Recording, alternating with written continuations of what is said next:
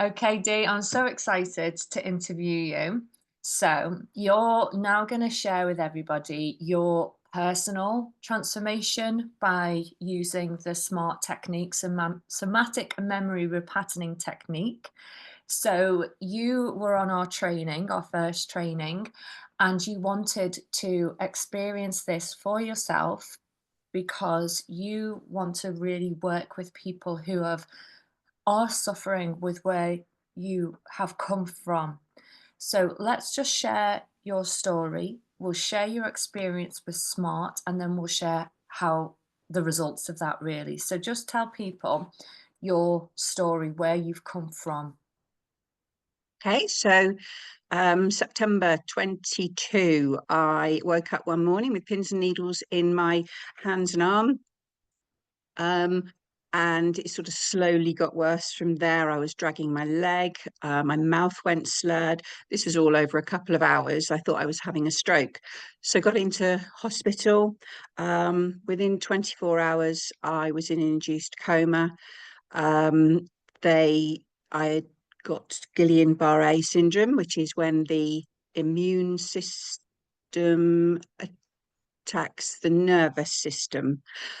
Get it around the wrong way all the time. And so obviously all your nerves are connected to your muscles and everything, and it just shut them all down. So I was in a coma for a couple of weeks. When I woke up, I was paralyzed from the neck down. Um, it was just a case of having to relearn how to do everything. Again, walk, sit, stand, hold a cup.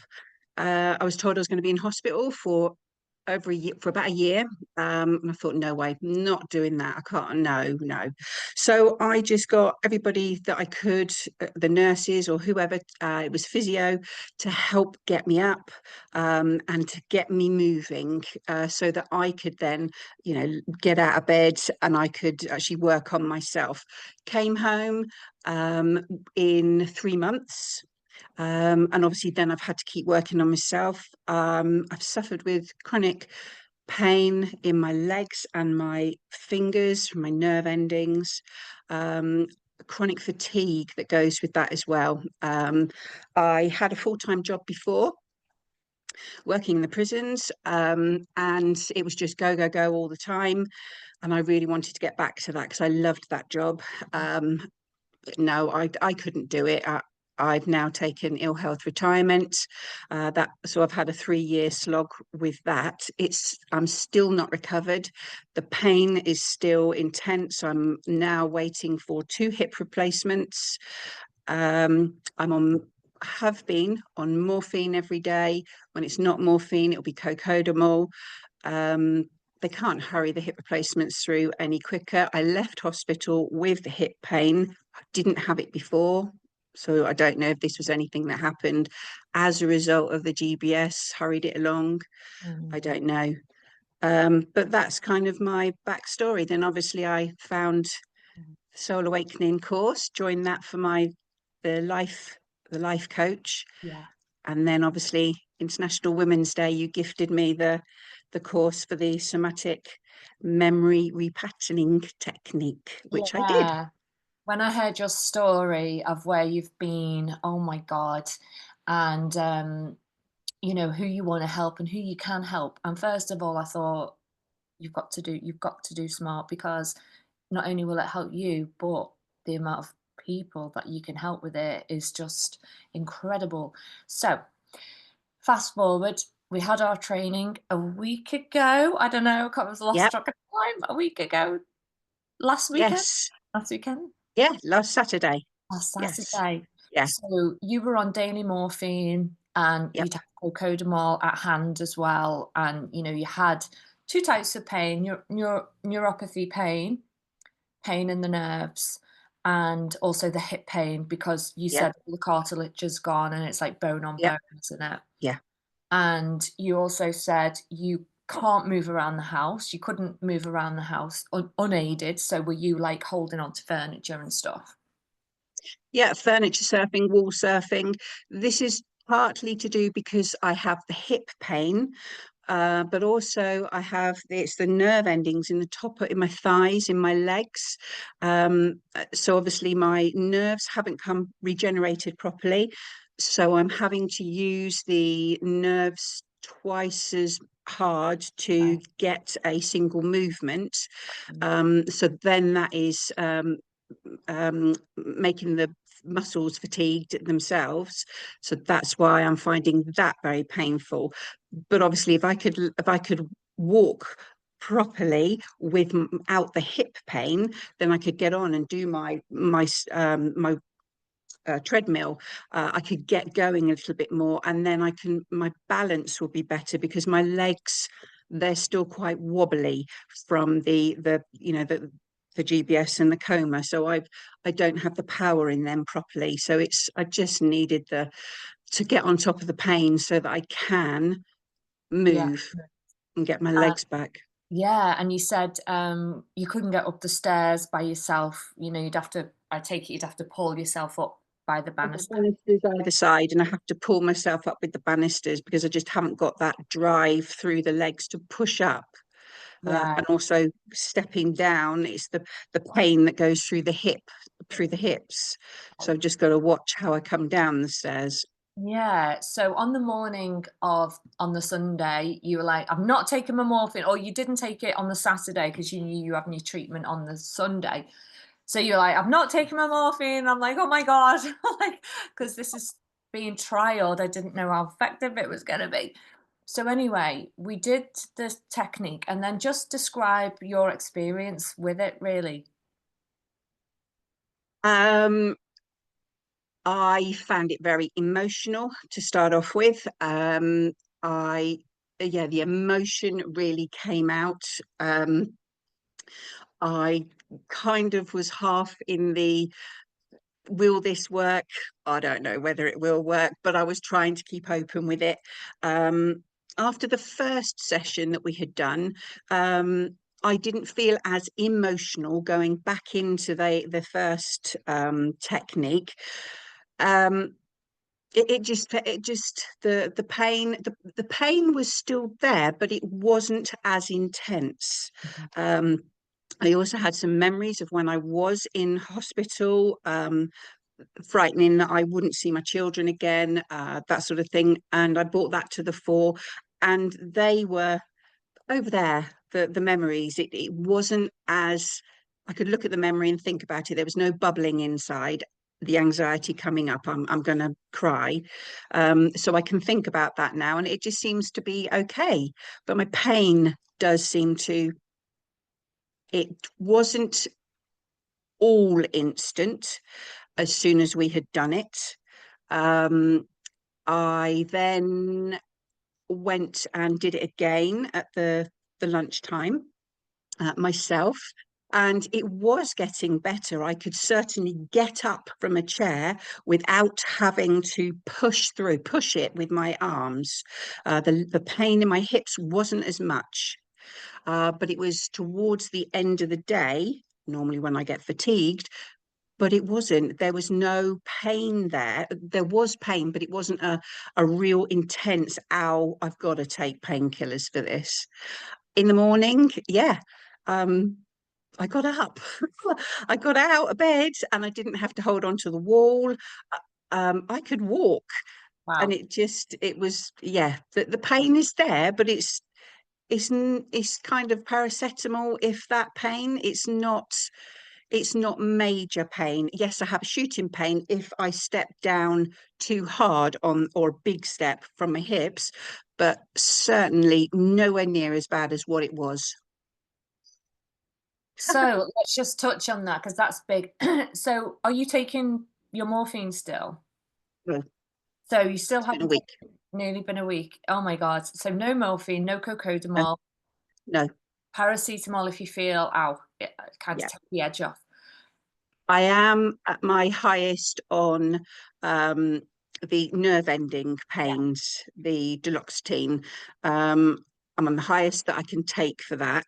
Um, I was going to give it a week, and then slowly start reducing it a bit to see if the nerve ending pain is still there. I used to get very sharp stabbing pains in the end of my fingers. It's not as stabbing. It's like pins and needles, annoying pins and needles. It's not stabbing. So I will definitely try and reduce this down a little bit and see where we are with that. And you can work, now you know the technique, obviously, you can bring in the memory or get the somatic movement of how it feels to have that. Yeah. So you've gone from daily morphine Yeah. and cocodamol, or just when needed? No, you can't take cocodamol and morphine. So it's just morphine. If the pain is not too intense for the to take the morphine, I would take the cocodamol because that takes the edge off it. So either morphine or Yep. cocodamol, but that was daily, That was constant, 24 hours. 24 Yeah, hours. through the night and turning over at night. It was just so painful. I didn't sleep properly during the night. Last night, I think I probably slept for about 4 hours solid in one block. Wow, That's not been heard of for at least 3 years. that is amazing. And are you still getting the pain on turning over, or is it less, or is it? It's less. Yeah, It is still there. I know I need to, obviously keep the legs together to roll over, but it's not the stabbing pain that was there before. it's not there now. No. Wow. And you're getting up the stairs okay? Yes, I still do use both the stair rails either side, but I'm not having to physically Yeah. pull myself up. I can drive through that foot when I put it down, and it's not as painful on my hips. So I can, go up one step after the other kind of thing. Yeah, and you said, I love your messages, they just light me up. And you said, like, you'd even had a little dance in the kitchen, and you did Yes, 10 minutes yes, on the treadmill, and yeah, yes. so like all of my dog's having a dream in the background. All of these improvements are major from where you've been so debilitated and Yeah. afraid as well. Yes, if you do anything, it's going to hurt. So you end up after 3.5 years, you don't do that because it's going to hurt. Yeah. So now I can get on and actually do the treadmill and have a boogie in the kitchen. Good for you, Dee. And you look so much different. Like, do you feel more yourself? Yeah, yeah, feel more alive. My um to start off with, when on that 19th of September, when I initially had the symptoms, my mouth also went, and my jaw, instead of now we're going up and down, the jaw was going from side to side, and I stuttered and I slurred my words Mm. even more when I was fatigued or tired. And this has been 3.5 years now since coming out of the coma. I have still had that. And this has been a whole week that I have not slurred. This has not happened to me before. I can talk normally. It's normally the buzz and the muzz. So remember, it would be like that, and the jaw would go. But I can say remember. It's it's just everything I can say without once or twice. It's kind of gone to a stammer, but I've stopped, and it's totally fine. It's not going that way anymore. Yeah. So yes, obviously being you, I used to be a teacher before, so I was used to standing up in front of the classes and speaking to people. But since I've kind of done this course, it's just been the response that I've had back from people, how inspiring I am, how all that sort of stuff. And I'd never really seen myself as being inspiring before. Wow. And somebody said to me, "Why don't you go and think about being a motivational speaker and go and put your point across and inspire people that way?" So since last weekend, when my jaw doesn't I don't stammer anymore, I actually thought, right, let's go and have a look. I've looked for a course, and I've booked myself on a course to train as a motivational speaker as well. I thought, Oh let's my just go God. for it. fanfare. Oh my God, this is just amazing, Dee. I'm in awe. Like everything about you looks lighter, looks brighter. You look alive. Like, you're so positive, Yeah. and I'm I so just happy. feel I've got my life back. Yeah, It's just, not that I've been ever depressed with it or anything, but I've just been plodding on. I'm learning to deal with it, learning to cope with the disabilities, how I can get around them. And now it just feels, weight has been lifted off my shoulders, and I can actually, all right, not go back to how I was 100%, but I'm certainly on that road to be able to go back there. that's So incredible. I'm yeah. so happy for you. My God, today's been like really emotional with people I've been speaking to and like how their lives are coming back online again. Like nobody Yeah. deserves to suffer. And there isn't the help out there. Like, have you had CBT or counseling or anything like that? Yeah.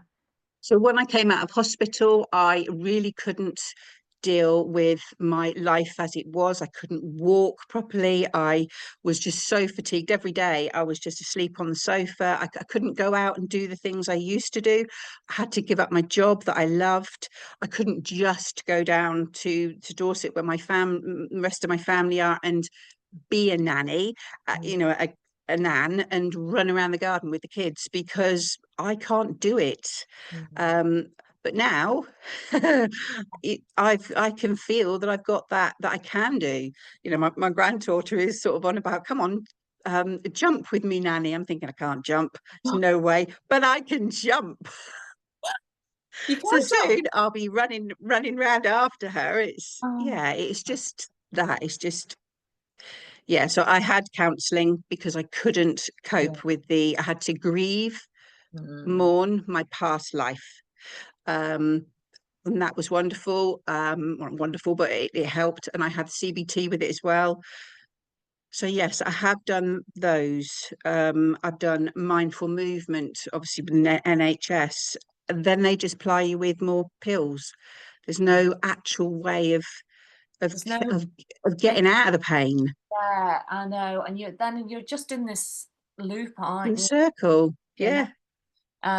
But this just seems to be able to, if it's any connection to emotion, memories, trauma in the nervous system, which putting your body into an induced coma and thinking you're going to die, you're going to be leaving your kids behind, which Guillain-Barré does kill you. It's a Yeah. killer, and it's quick, isn't it? It Mm. kills you quickly. To have that in you, stored in you, all those unprocessed emotions hide behind the cells, the fascia, the organs, the tissues, the joints, everywhere. Being in pain makes you so tired. You lose hope, you lose your life, you lose your circle of friends, you have to grieve for the Dee that was before. I'm never going to get her back. What does life look like for me? And just things just that we all take for granted when we're mobile and we have the energy. It's Yeah. all taken away instantly.